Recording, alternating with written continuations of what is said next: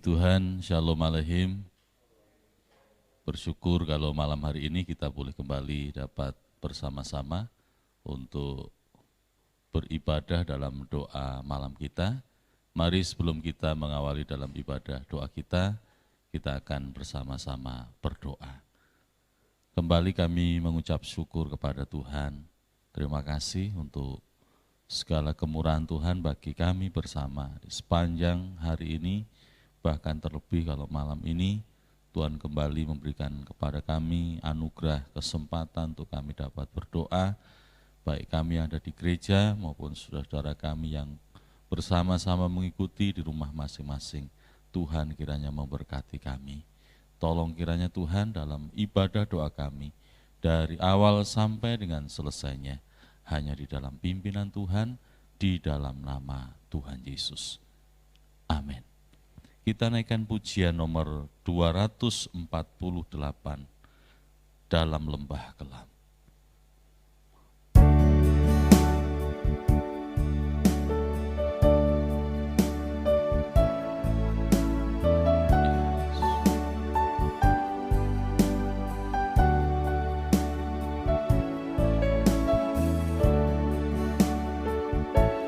Sekalipun aku dalam lembah gelap, ku tak takut sebab Kau besertaku. Sekalipun badai topan datang menerpa, ku tak gentar sebab Kau di sisiku. Sekalipun aku dalam lembah gelap, ku tak takut sebab Kau besertaku. Sekalipun badai topan datang menerpa, ku tak gentar sebab Kau di sisiku. Aku percaya berkat-Mu atasku melimpah,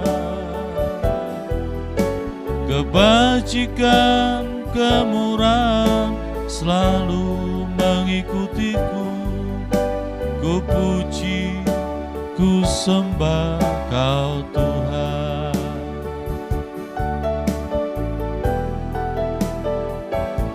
Sekalipun aku dalam lembah gelap, ku tak takut sebab Kau besertaku. Sekalipun badai topan datang menerpa, ku tak gentar sebab Kau di sisiku.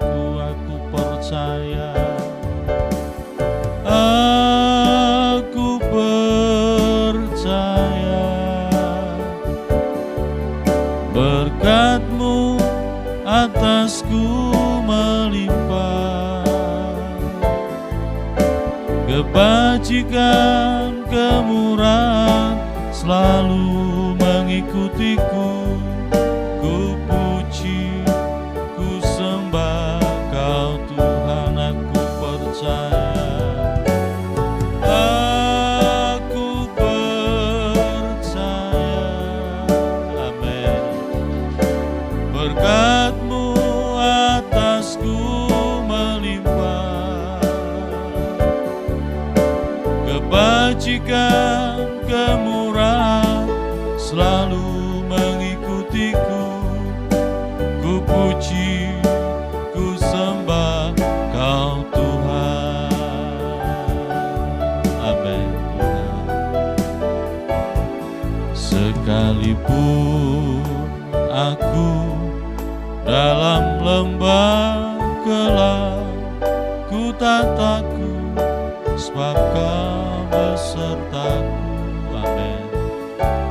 Sekalipun badai topan datang menerpa, ku tak gentar sebab kau di sisiku. Aku percaya, aku percaya, berkat-Mu atasku melimpah, kebajikan kemurahan selalu mengikutiku. Ku puji, ku sembah Kau Tuhan. Aku percaya, berkat-Mu atasku melimpah, kebajikan kemurahan selalu mengikutiku. Ku puji, ku sembah Kau Tuhan. Aku percaya, aku percaya, berkat-Mu atasku melimpah, kebajikan kemurahan selalu mengikutiku. Ku puji, ku sembah Kau Tuhan. Aku percaya, aku percaya, berkat-Mu atasku melimpah, kebajikan kemurahan selalu mengikutiku. Ku puji, ku sembah Kau Tuhan. Ku puji, ku puji, ku sembah Kau Tuhan. Kami puji, ku puji, ku sembah Kau Tuhan.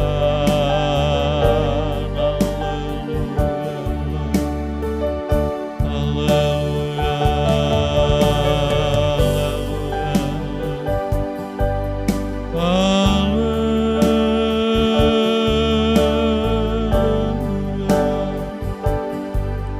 kami puji dan kami sembah, kami agungkan Engkau Tuhan.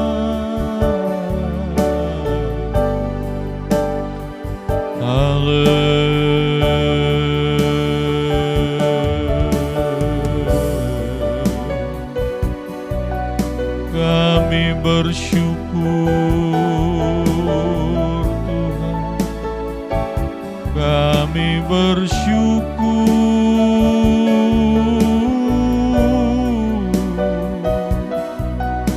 hati kami melimpah dengan syukur kepada-Mu Tuhan. Kasih kemurahan-Mu menyertai kami, membimbing dalam hidup kami, ya Yesus. Haleluya,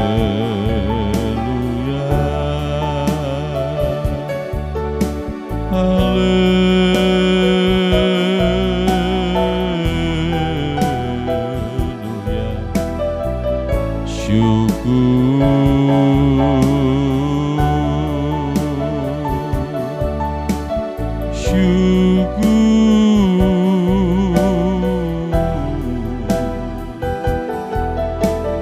Kau yang memimpin dalam hidup kami Tuhan. Kami percayakan kuasa dan kemuliaan-Mu, Yesus.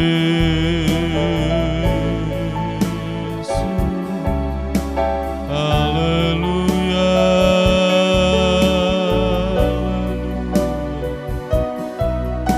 syukur.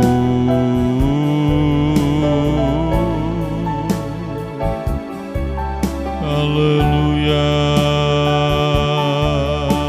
haleluya. Terima kasih Tuhan, terima kasih Allahku, haleluya.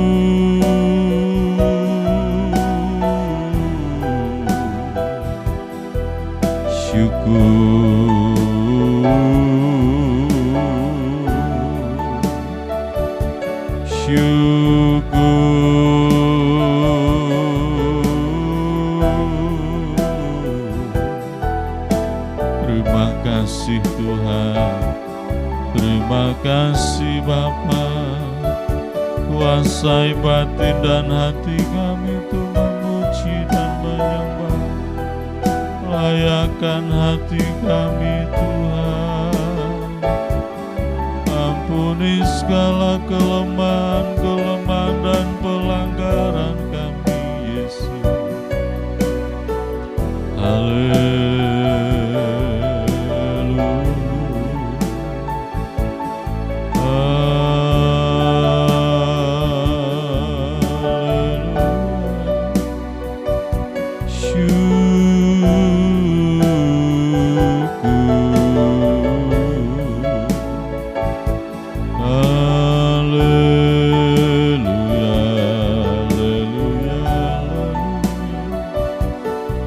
Terima kasih Tuhan, terima kasih Allahku,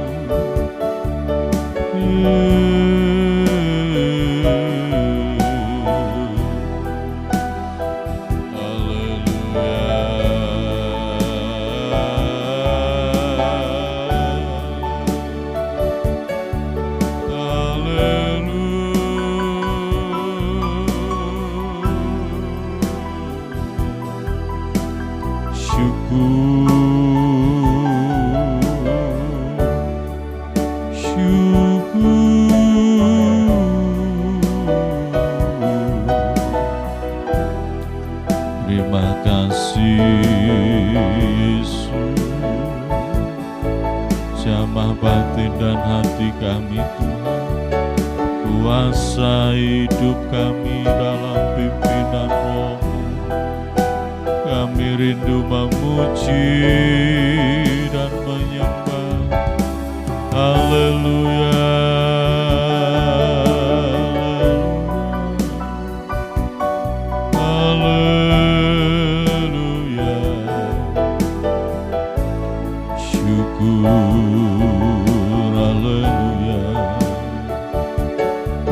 Percaya Tuhan akan segala kemurahan.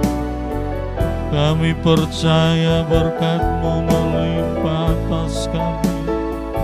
Kami percaya akan perlindungan-Mu. Haleluya.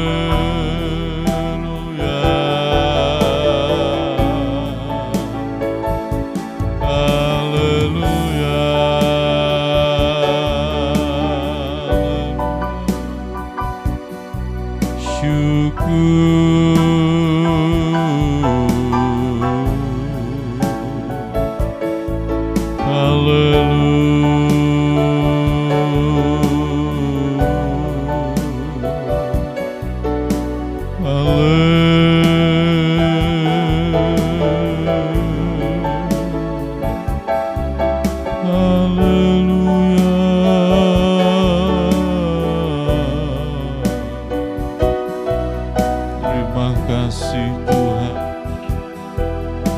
Haleluya, haleluya, haleluya, haleluya, haleluya. Kami bersyukur, kami bersyukur.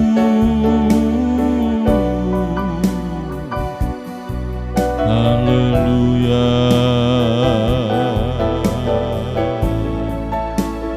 Terima kasih Tuhan, terima kasih. Terima kasih Yesus. Segala puji hormat hanya bagi-Mu.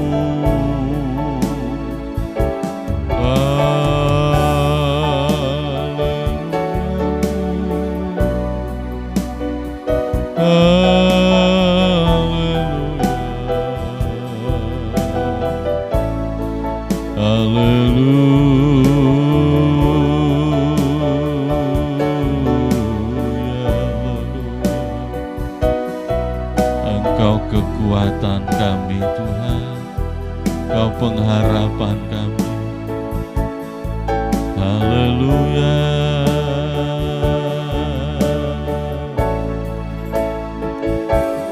Kekuatan di hidupku, ku dapat dalam Yesus. Amin. Dia tak pernah tinggalkanku, setia menopangku, berseru berharap dalam Yesus. Kekuatan di hidupku, kekuatan di hidupku, ku dapat dalam Yesus. Dia tak pernah tinggalkanku,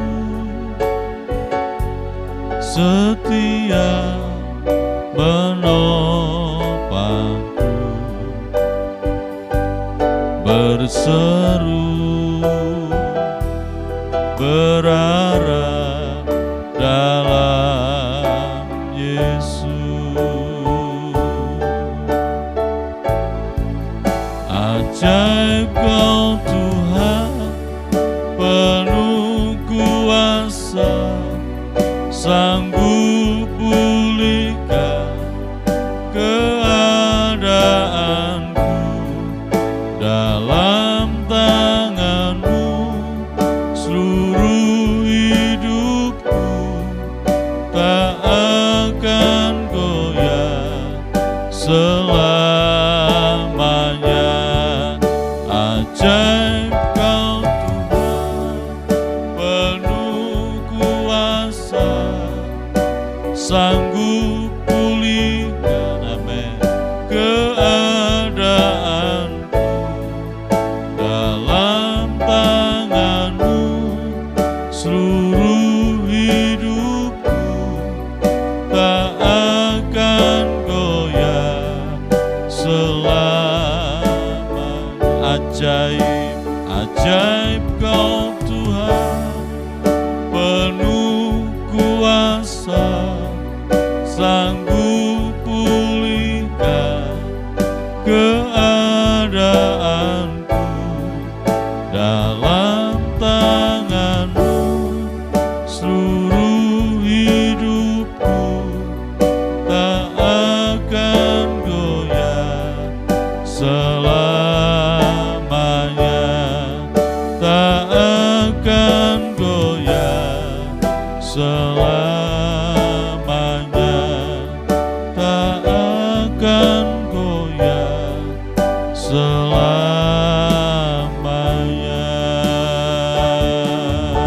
Haleluya, haleluya,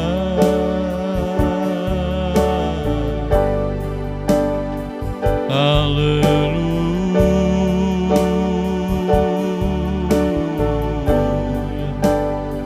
Engkau kekuatan kami, hanya di dalam nama-Mu Tuhan, di dalam nama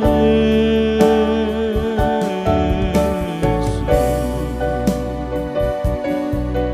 Haleluya,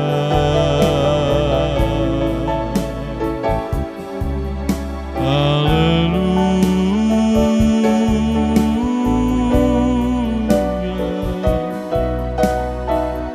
Yesus.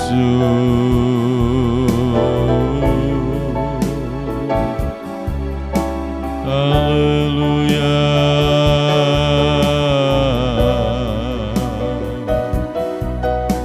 Kami bersyukur, kami bersyukur, kami kami berterima kasih.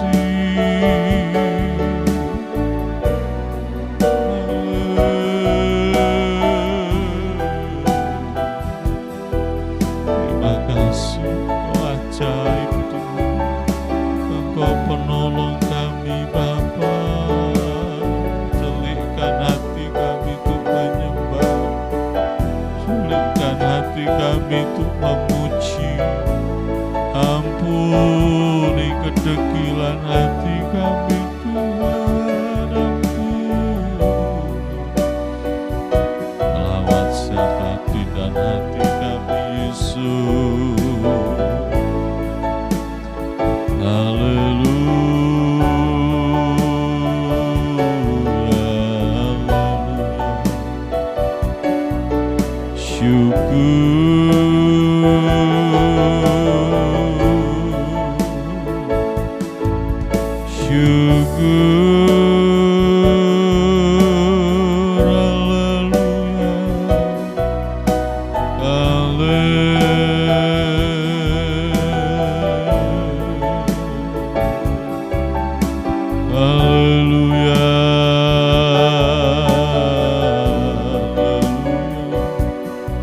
Engkau kekuatan kami Tuhan. Tuhan kuatkan hati kami yang lemah, dikuatkan oleh kuasa-Mu Bapa. Yang sakit disembuhkan oleh pilu-Mu yang kudus. Haleluya,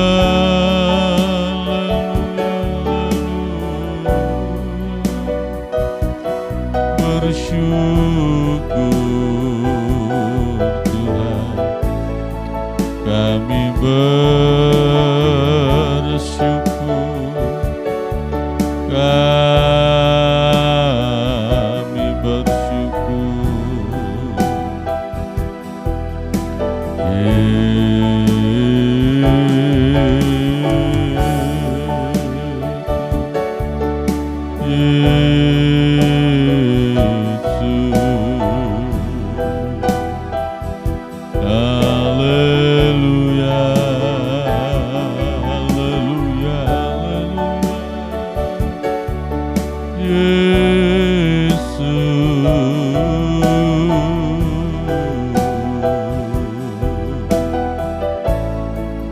Ajaib Kau Tuhan, penuh kuasa, sanggup pulihkan keadaanku.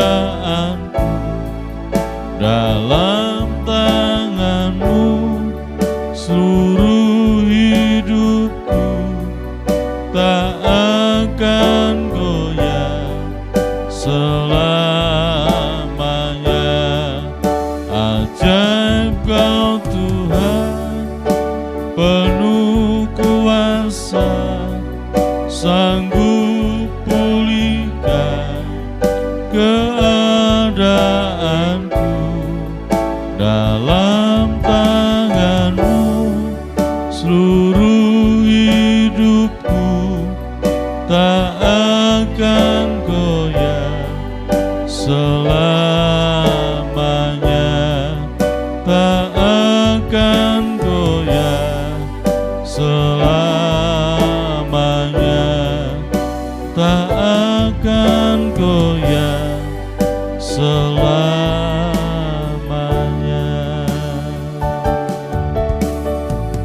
Malam hari ini kita akan menaikkan doa kita di hadapan Tuhan. Kita terus berdoa untuk bangsa dan negara kita Indonesia di tengah pandemi COVID-19 ini. Biar Tuhan tetap menolong, menyertai mulai dari para pemimpin bangsa ini, mulai dari Bapak Presiden, Wakil Presiden, pejabat menteri, DPR RI, TNI Polri, bahkan sampai pejabat-pejabat tingkat yang paling bawah, biar semua diberikan hikmat oleh Tuhan untuk dapat bekerja bersama menyelesaikan persoalan dari pandemi COVID-19 di bangsa ini. Kita juga terus berdoa untuk mereka-mereka yang ada di garda depan untuk medis, para medis, juga untuk yang lainnya, mereka yang juga bekerja dengan sekuat tenaga, dengan kesungguhan, biar mereka juga disertai Tuhan, ditolong, dijaga oleh Tuhan, sehingga mereka boleh dapat membantu, menolong para pasien-pasien yang terpapar. Bahkan juga kita berdoa agar masyarakat juga sadar mengikuti himbauan pemerintah untuk physical distancing, untuk memakai masker dan lain sebagainya, sehingga wabah ini akan cepat berlalu dan kita boleh kembali dapat hidup dalam batasan-batasan yang sudah ditentukan bagi keselamatan bersama. Lalu kita juga berdoa untuk pekerjaan Tuhan yang ada di tempat ini, untuk jam-jam ibadah, di ibadah doa malam setiap Senin, hari Senin sampai Sabtu 6:30 secara live streaming, biar Tuhan berkati. Untuk ibadah raya Minggu secara live streaming hanya 1 kali jam 10 pagi, biar juga Tuhan berkati. Semua menjadi sarana bagi seluruh umat Tuhan untuk boleh bertambah setia dalam mengasihi Tuhan. Tuhan juga tolong untuk saudara-saudara kita seiman, mereka yang lemah imannya, mereka yang sakit, mereka yang dalam pergumulan, biar semua dalam pimpinan dan penyertaan Tuhan. Malam hari ini minta Ibu Gembala untuk menaikkan doa syafaat. Gembala kami yang baik, Tuhan Yesus, kembali pada kesempatan malam hari ini, hati kami penuh dengan ucapan syukur kepadamu, karena kasih-Mu, kemurahan-Mu yang tidak pernah habis-habis terus Kau curahkan di dalam kehidupan kami. Seharian ini dari pagi, siang, sore, malam ini, pimpinan perlindungan kasih-Mu boleh benar-benar nyata kami rasakan di dalam setiap kehidupan kami. Terima kasih Tuhan, pada kesempatan malam hari ini kami mau berdoa syafaat bersama-sama, kami mau bersatu hati, baik kami yang ada di gereja maupun saudara-saudara kami yang ada di rumah, baik yang di Lamongan maupun yang di luar kota yang mengikuti doa malam secara online pada malam hari ini. Tuhan, mari Tuhan, sebelum kami masuk di dalam doa syafaat, Tuhan ampuni segala dosa dan kesalahan kami, segala perbuatan kami yang tidak berkenan di hadapan Tuhan, yang kami sengaja maupun tidak sengaja. Tuhan sucikan, kuduskan seluruh kehidupan kami sehingga kami boleh layak untuk datang kepadamu membawakan doa-doa syafaat kepadamu. Terima kasih Tuhan, terima kasih Gembala kami yang baik. Pada kesempatan malam hari ini Tuhan, kami menyerahkan negeri dan bangsa kami di dalam tangan kasih kemurahan-Mu. Tuhan, dalam mengatasi virus corona ini Tuhan, sungguh Tuhan kami tidak mampu. Kami manusia yang sangat terbatas, kami membutuhkan Tuhan. Segala kuasa-kuasa kegelapan iblis dengan berbagai macam cara yang bekerja. Dan yang saat-saat ini Tuhan, yang dilontarkan adalah virus corona. Kami panggil nama-Mu yang penuh dengan kuasa, nama di atas segala nama. Di dalam nama Tuhan Yesus Kristus kami perintahkan kau virus corona keluar. Dalam nama Tuhan Yesus hancurkan semuanya. Sehingga virus corona bukan saja sirna dari bumi Indonesia, tapi sampai di seluruh permukaan bumi ini. Sehingga kami anak-anak-Mu, kami semua umat manusia boleh kembali untuk beraktivitas seperti sedia kala. Tuhan, kami khususnya kami serahkan pemerintahan kami Indonesia di dalam tangan kasih kemurahan-Mu, mulai dari pemerintahan pusat, Bapak Presiden Jokowi dan wakil serta staf-stafnya yang ada, sampai kepada pemerintahan yang paling rendah. Tuhan, terus tambahkan hikmat pimpinan-Mu sehingga dapat mengatasi virus corona ini dengan baik. Bahkan Tuhan, mereka-mereka yang ada di garis depan, baik di dalam keamanan TNI, Polri maupun tenaga medis, semuanya Tuhan Kau anugerahi dengan kesehatan yang ekstra, Tuhan anugerahi dengan hikmat yang dari Tuhan sehingga dapat mengatasi ini semuanya. Dan terlebih masyarakat yang ada, Tuhan tolong biar mereka tidak mengeraskan hati, mereka tidak memberontak, tetapi mereka boleh Tuhan mematuhi, memiliki kerendahan hati yang sedemikian rupa, mematuhi tatanan-tatanan yang ada baik dari kepemerintahan maupun dari segi kesehatan. Tuhan, mari Tuhan, supaya kami semua masyarakat yang ada, terlebih khususnya di Kota Lamongan ini Tuhan, supaya taat akan peraturan yang ada, baik untuk pemakaian masker maupun jaga jarak, cuci tangan yang terus sesering mungkin supaya menjaga kebersihan, makan yang sehat Tuhan, sehingga juga teratur untuk baik makan maupun istirahat sehingga boleh memiliki tubuh yang sehat sehingga virus corona tidak akan dapat memasukinya. Tuhan, mari Tuhan, kami hanya mohon kemurahan dan belas kasihan dari Tuhan supaya semuanya Tuhan virus corona ini cepat berlalu dan nama Tuhan boleh semakin dipermuliakan. Anak-anak-Mu Tuhan kami serahkan di dalam tangan kasih kemurahan-Mu, jemaat-Mu yang ada dari kanak-kanak sekolah minggu CM sampai kepada yang sudah lanjut usia. Tuhan, mari Tuhan Kau menganugerahi dengan kekuatan iman, dengan kesetiaan, dengan ketaatan kepada firman-Mu yang sedemikian rupa, sehingga saat-saat seperti ini biar kami semua anak-anak-Mu semakin mendekatkan diri kepada Tuhan, semakin terus melekat kepada Tuhan, karena hanya Tuhan Yesuslah yang menjadi andalan dan harapan kami. Kalau kami berharap dan mengandalkan Tuhan, kami tidak akan pernah kecewa.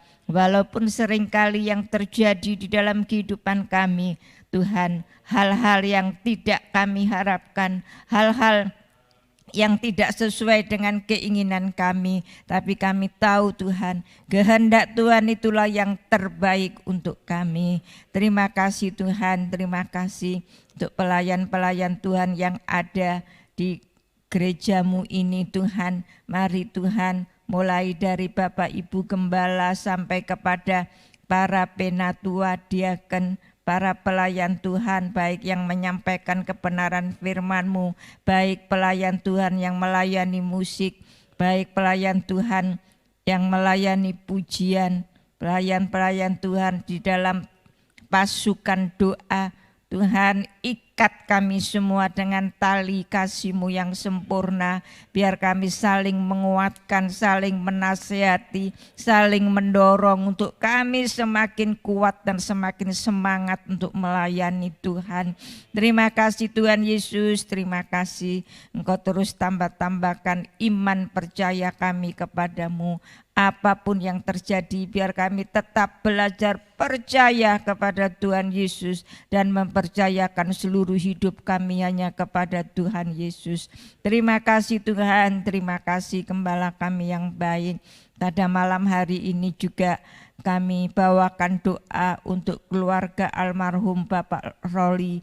Tuhan tolong kiranya, terlebih untuk istri dan kedua anaknya. Tuhan, Kau terus menambah-nambahkan kekuatan dan penghiburan imannya, biar semakin kuat dan kokoh di dalam Tuhan Yesus. Bahkan Tuhan, biar mengikuti jejak dari almarhum untuk setia, semakin setia kepadamu. Tuhan, terima kasih. Terima kasih Gembala kami yang baik. Anak-anak-Mu semuanya kami serahkan di dalam tangan kasih kemurahan-Mu yang saat ini mungkin dalam pergumulan. Tuhan, Kau mau menolong. Tuhan, berikan kelepasan, juga mereka yang sakit Tuhan jamah, berikan kesembuhan Tuhan, supaya dengan tubuh yang sehat boleh dipakai untuk memuliakan nama-Mu. Yang dalam keadaan jalan buntu, Tuhan berikan jalan keluar yang terbaik. Mereka yang putus asa, Tuhan berikan pengharapan. Mereka yang susah, Tuhan berikan penghiburan. Terima kasih Tuhan, terima kasih. Bahkan mereka yang dalam keadaan pekerjaan yang mungkin mereka mengalami pekerjaan mereka sudah di PHK dan lain sebagainya, atau mungkin mereka mengalami pengurangan gaji. Tuhan berkati mereka, biar mereka tetap berharap kepada Tuhan, mereka boleh tetap semangat untuk bekerja dan tetap setia taat kepada firman-Mu, karena dengan semangat bekerja Tuhan memberkati dengan upah yang ada. Dan kalau kami setia taat kepada firman-Mu, Tuhan memberkati kami dengan anugerah-Mu. Sungguh Tuhan, Kau memberikan berkat itu double. Bekerja mendapatkan upah, setia dan taat kepada firman Tuhan mendapatkan anugerah yang dari Tuhan. Sungguh kami boleh bersyukur memiliki Tuhan Yesus yang senantiasa memperhatikan di dalam setiap kehidupan kami. Amen. Kehidupan jasmani dan rohani. Terima kasih Tuhan, malam hari ini kami sebentar akan diperlengkapi dengan kebenaran firman-Mu, dan biarlah firman-Mu ini yang terus menuntun langkah hidup kami, menerangi jalan hidup kami. Di tengah-tengah kesukaran kesulitan yang ada, kami tetap untuk taat kepada kebenaran firman-Mu. Baik hamba-Mu yang menyampaikan, kami yang mendengarkan, baik yang di gereja, baik yang di rumah masing-masing, baik yang di Lamongan maupun yang di luar kota. Kami membutuhkan urapan yang sama, Roh Kudus-Mu yang bekerja, sehingga kami boleh semakin dimengertikan apa yang menjadi maksud dan kehendak Tuhan, sehingga kami sanggup melakukannya karena Roh Kudus-Mu yang ada di dalam kehidupan kami. Amen. Berfirmanlah Tuhan, kami siap untuk menerimanya. Kami berdoa dan mengucap syukur pada malam hari ini dalam berkat nama Juru Selamat kami yang hidup, Tuhan Yesus Kristus. Haleluya. Amin. Selamat malam Bapak Ibu sekalian, baik yang ada di gereja maupun yang ada di rumah ya. Saya harapkan kita semua ini masih dalam semangat untuk menyembah Tuhan, memuji Tuhan terutama. Hal ini memang berat bagi saudara-saudara semua karena kita tidak berkumpul bersama dalam kelompok yang besar, tapi kita berkumpul bersama di dalam keluarga. Dan hal ini sangat dipengaruhi dengan suasana psikologis dalam rumah tangga dan keluarga. Untuk itulah kita bersama perlu mengacu kepada kebutuhan kita, bahwa kita perlu bertahan, perlu mengembangkan iman, dan perlu kita bersama-sama untuk membangun satu idealisme rohani kita ini di dalam Tuhan, sehingga hidup iman ini dinamis, iman ini tidak statis, dan iman ini membangun satu progresivitas, menghasilkan pengalaman-pengalaman yang baru. Mari kita akan bersama membaca kembali ulang di dalam Kisah Para Rasul, Fatsal yang pertama ayat yang ke-8, untuk bisa menjiwai misi Tuhan itu apa sebenarnya. Ayat yang ke-8 Kisah Rasul Fatsal 1 demikian, tetapi kamu akan menerima kuasa.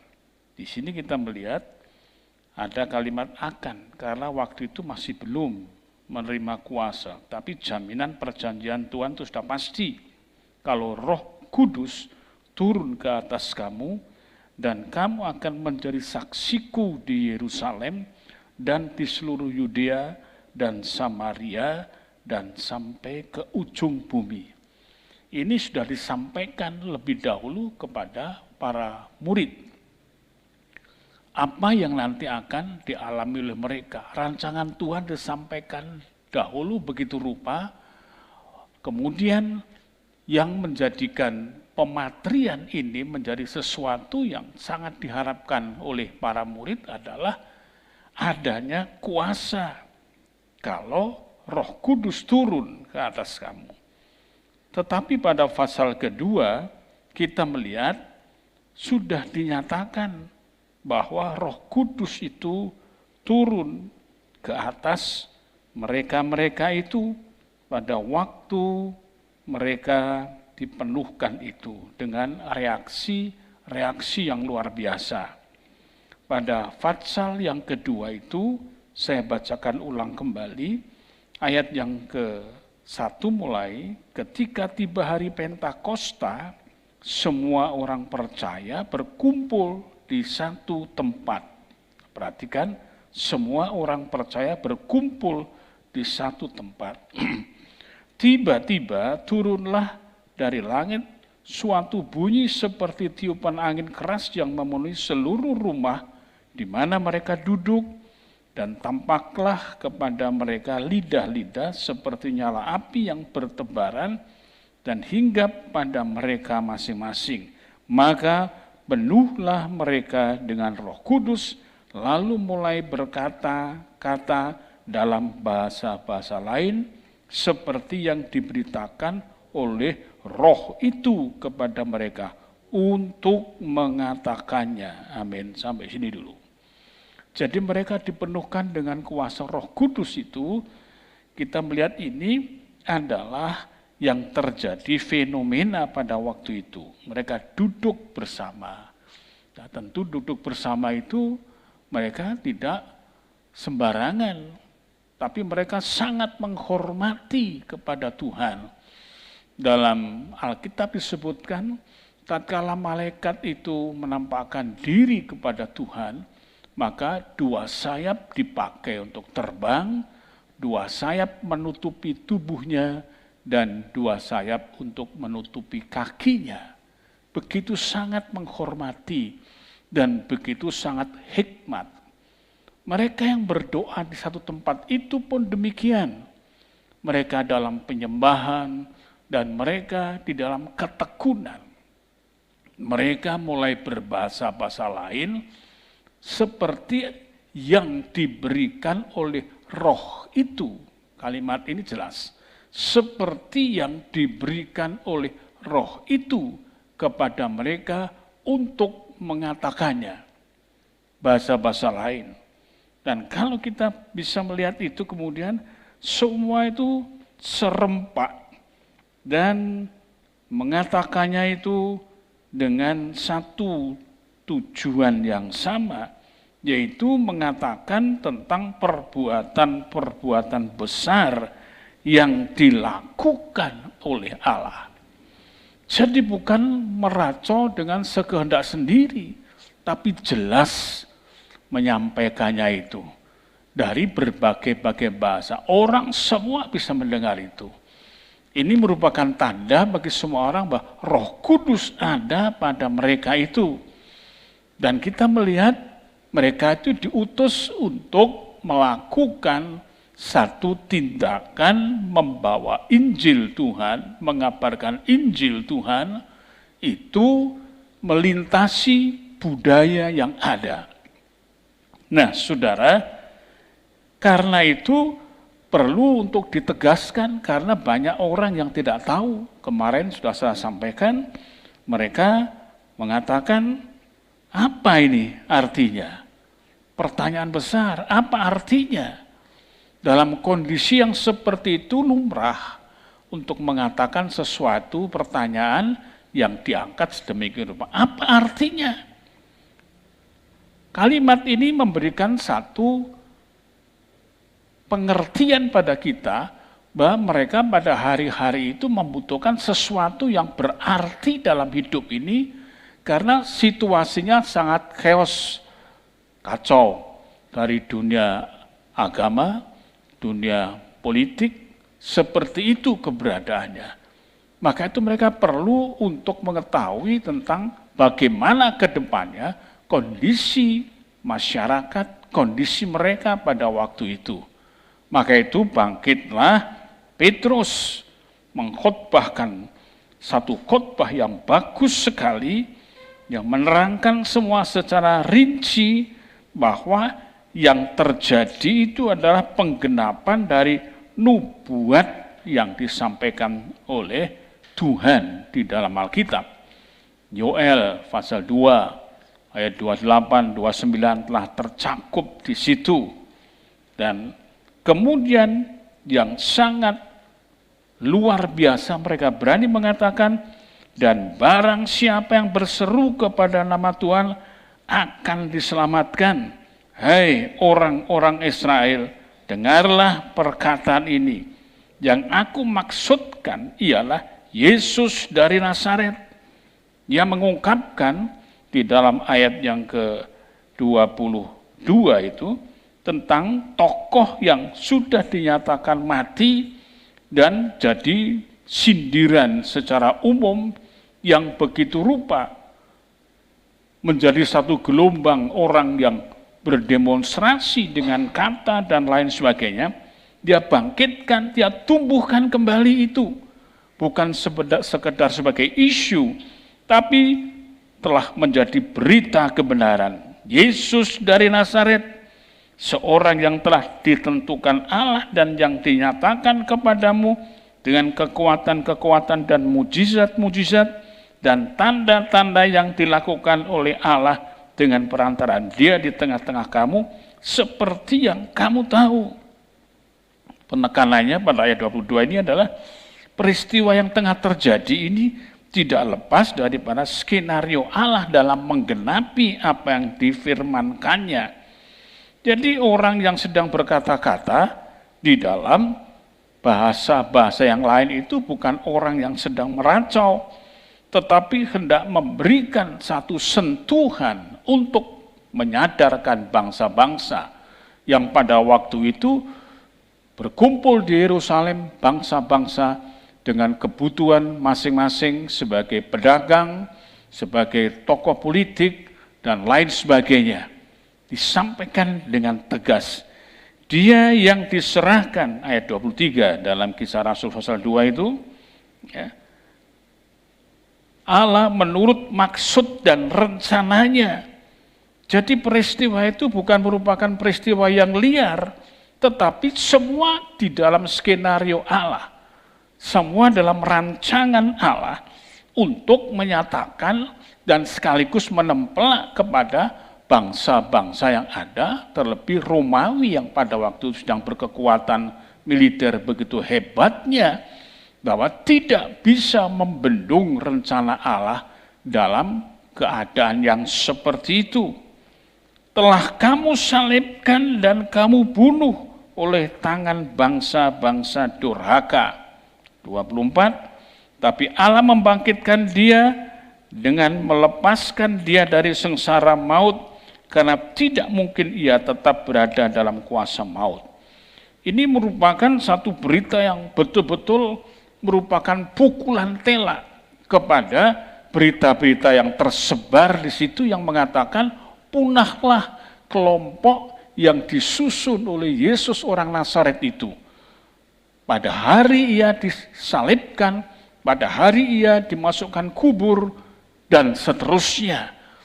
Tetapi memang merupakan keterkejutan yang begitu rupa tatkala mereka mendengar bagaimana orang-orang atau penjaga-penjaga dari kuburnya itu yang mengatakan Yesus itu bangkit dan dia saksi hidup.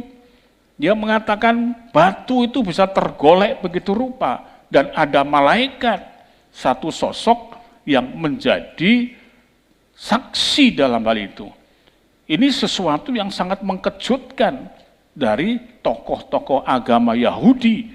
Karena itu mereka melakukan jurus suap, menyuap itu. Diberitakan sampai saat ini pun masih berusaha untuk dibukankan atau dibantah tentang keberadaan dari kenaikan Yesus itu kebangkitan, kenaikannya. Dan pencurahan Roh Kudus ini merupakan penyataan yang sangat luar biasa. Mereka semuanya terkejut itu.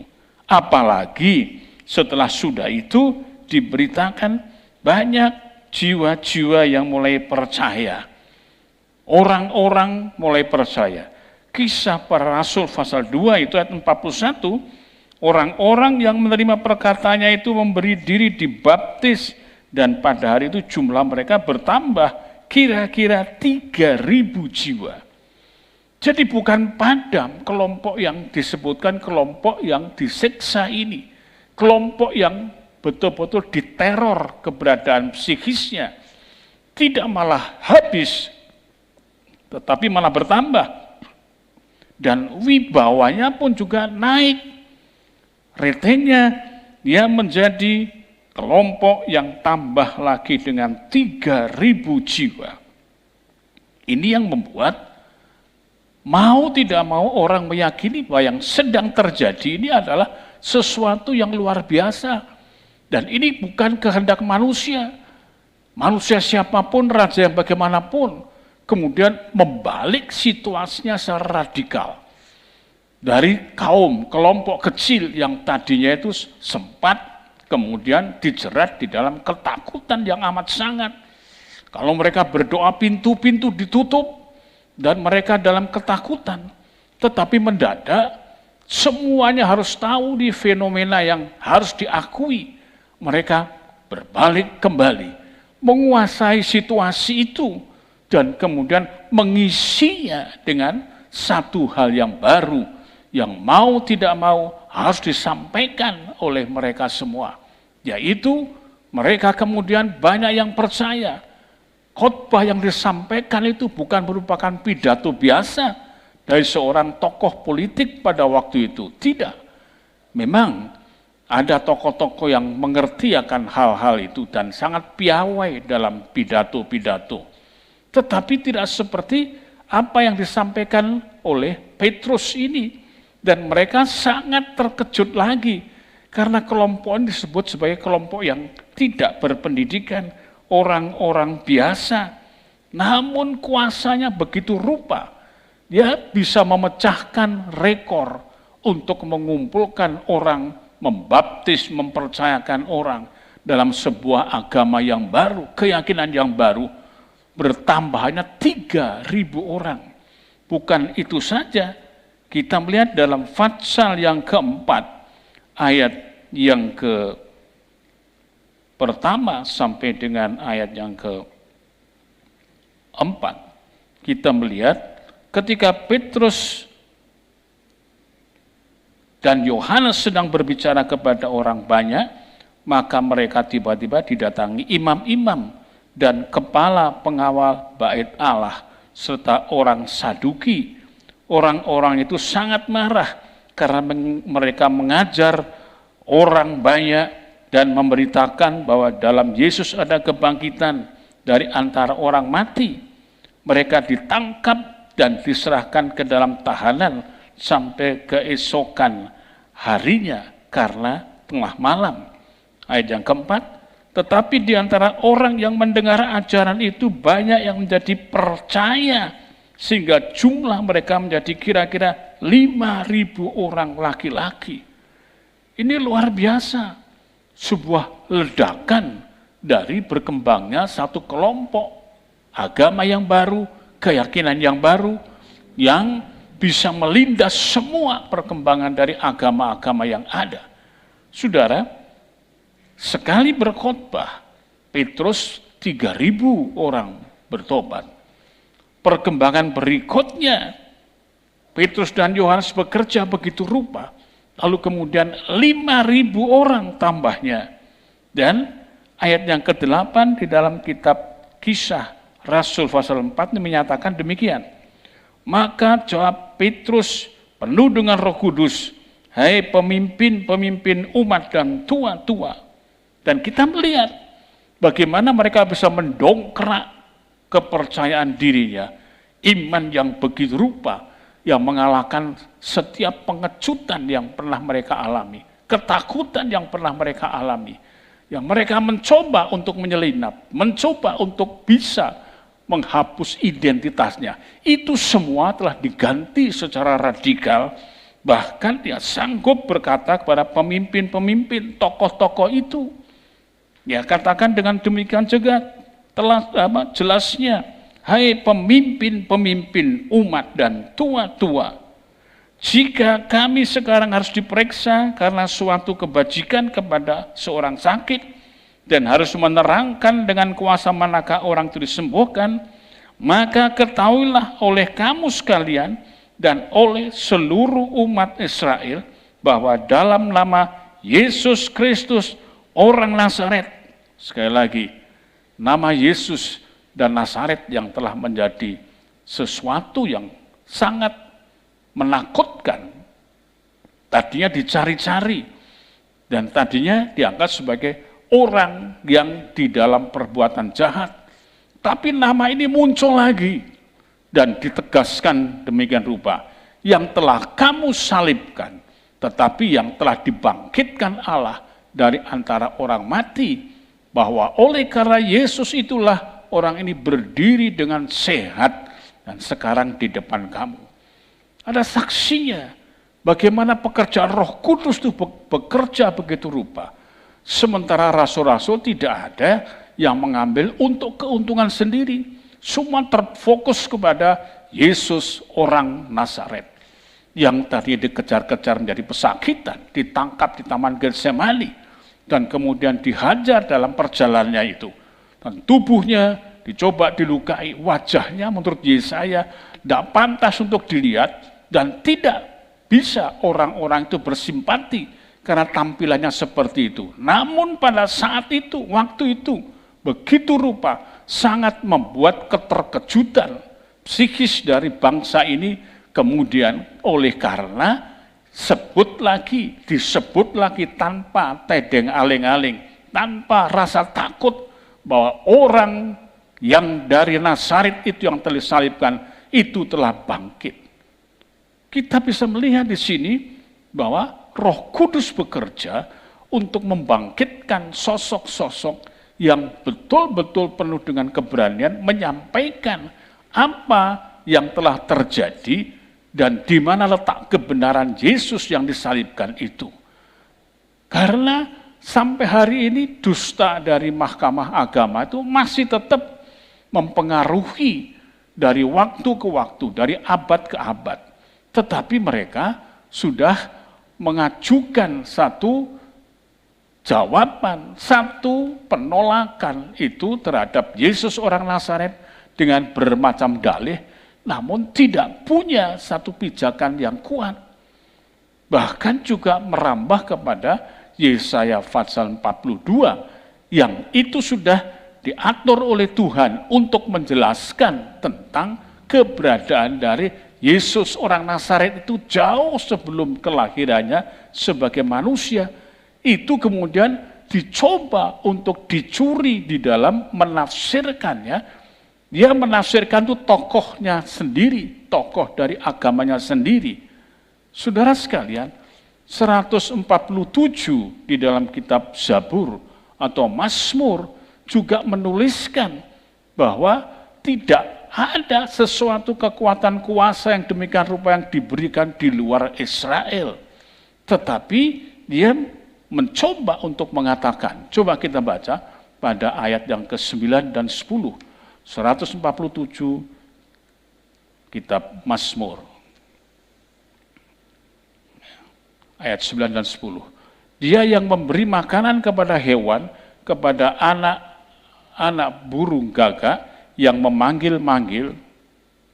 Ia tidak suka kepada kegagahan kuda, ia tidak senang kepada kaki laki-laki, terus Tuhan senang kepada orang-orang yang takut akan Dia, kepada orang-orang yang berharap akan kasih setianya. Kita lihat di sini.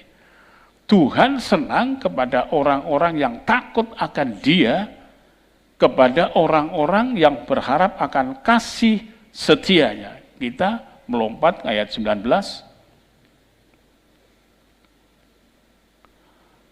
Ia memberitakan firman-Nya kepada Yakub, ketetapan-ketetapannya dan hukum-hukumnya kepada Israel. Perhatikan, Yakub dan Israel.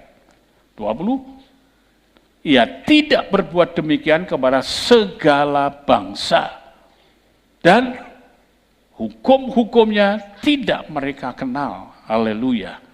Ini adalah nubuatan kepada Kristus dalam lingkup keberadaan Israel.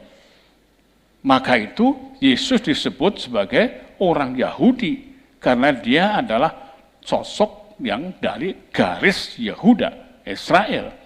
Nah, saudara sekalian, karena itu perlu kita melihat di sini kembali kepada Kisah Rasul pasal 4 itu dijelaskan pada ayat yang ke-11, Yesus adalah batu yang dibuang oleh tukang-tukang bangunan, yaitu kamu sendiri, namun ia telah menjadi batu penjuru. Dan ayat 12 lebih mengerikan lagi. Dan keselamatan tidak ada di dalam siapapun juga selain di dalam Dia. Sebab di bawah kolong langit ini tidak ada nama lain yang diberikan kepada manusia yang olehnya kita dapat diselamatkan. Nah, luar biasa. Berani untuk berdebat, berani untuk menerangkan dengan ketegasan, kata-kata yang jelas, tapi kata-kata yang diurapi.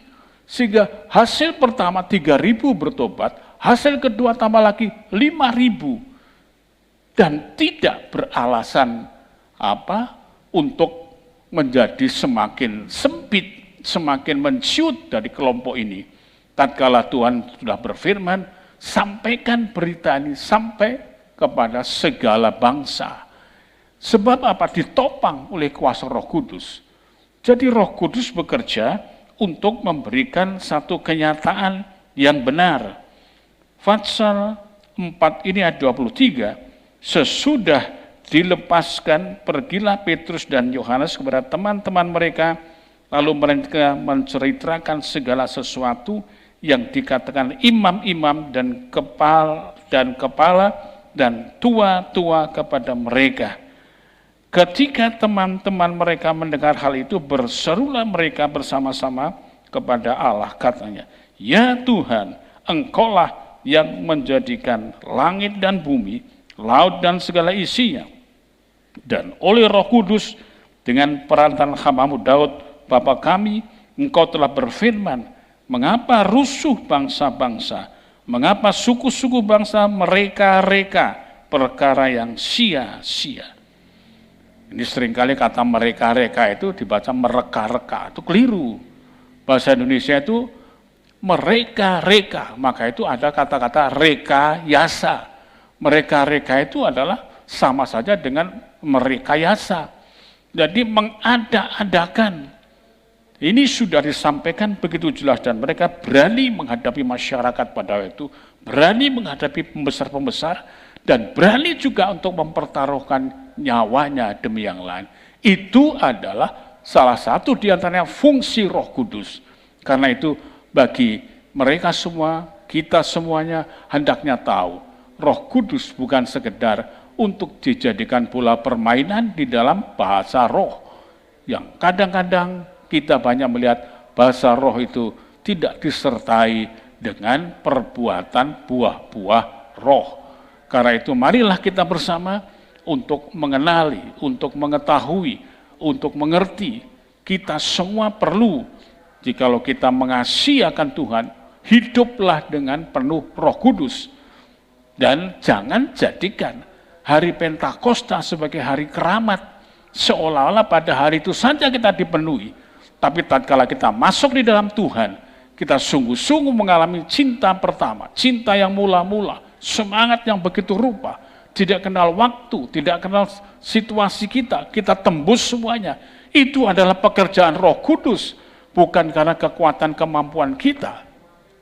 Saudara bisa meninggalkan kehidupan yang begitu jahat, meninggalkan seluruhnya, meskipun seluruhnya itu dulu melayani dan memberikan fasilitas kepada kita, tapi semua kita tinggalkan demi melihat kenyataan kuasa Roh Kudus yang demikian rupa menguasai kita. Maka itu marilah kita bersama-sama untuk bisa mengerti. Nanti kita akan membaca, melihat bagaimana Tuhan mengatakan bahwa orang-orang yang mengikut Kristus itu wajib menyangkali dirinya dan pikul salibnya tiap-tiap hari serta ikut kepada Tuhan. Saudara sekalian, sampai di sini dulu pemecahan dari apa yang terjadi yang merupakan fenomena yang begitu rupa, dan kadangkala kita tidak tahu sejarahnya secara utuh dan bagaimana merupakan dobrakan yang luar biasa sehingga murid-murid yang tadinya pengecut, lari, takut, bahkan ada yang lari dengan telanjang, telah berani tampil dengan penuh risiko, tetapi dalam kebenaran dan mencintai bangsa-bangsa. Marilah kita bersama pada petang hari ini, kita bersyukur. Kita juga pada hari ini telah kehilangan satu saudara kita yang dengan sungguh-sungguh dia mengikuti Tuhan, melayani sampai pada akhir hidupnya. Kita tidak berduka, tapi kita bangga. Ini telah memberikan satu penegasan pada kita. Ikut Tuhan itu sampai kepada akhirnya. Biarlah kiranya kita semua semakin dipenuhkan dengan semangat pengabdian dan kerendahan hati dan selalu berangkat dari pimpinan Roh Kudus, bukan secara akaliah kita. Mari kita berdoa bersama. Bapa yang baik, terima kasih dalam mengenali sepak terjang para rasul-rasul sehingga berangkat dari kehidupan yang sangat pengecut, takut, bersembunyi, kemudian berani tampil dengan terus terang, menyampaikan itu, merebut kendali, perhatian dalam tiap-tiap pertemuan dalam khotbahnya, mengambil alih situasi dan menguasainya, kemudian menanamkan benih firman-Mu di dalamnya, menyebutkan Engkau ya Tuhan, orang Nazaret yang diburu-buru dan dibenci, yang kemudian takut untuk disampaikan, tapi pada hari itu disampaikan dengan secara terus terang, dan rasul-rasul berani untuk menempelak mereka. Kiranya jadikan kami untuk mengerti, penuh dengan kebijakan Roh Kudus, menyampaikan kebenaran sesuai dengan pimpinan-Mu bagi kehidupan negeri dan bangsa kami. Dalam nama Tuhan Yesus Kristus. Amin. Saudara dan Bapak Ibu sekalian, masih akan saya lanjutkan, besok kita akan mempelajari tentang sepak terjang kuasa Roh Kudus. Bahkan kalau kitab tentang isinya, kiprah dari Roh Kudus itu yang dikemas di dalam nama Kisah Para Rasul, saya lebih cenderung mengatakan kiprah dari Roh Kudus ya, karena sepanjang itu isinya adalah pekerjaan Roh yang luar biasa. Lalu besok sebagaimana biasa ibadah kita kalau pada hari ini telah selesai, dan Tuhan Yesus memberkati Bapak Ibu saudara sekalian yang mengikuti itu, karena itu adalah cara yang benar. Dan siapkanlah Alkitab, siapkanlah catatan, terlebih yang penting siapkanlah hati, supaya kita bersama-sama bisa lebih setia kepada Tuhan.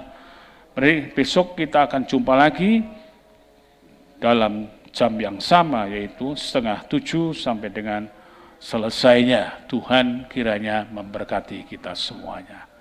Amin.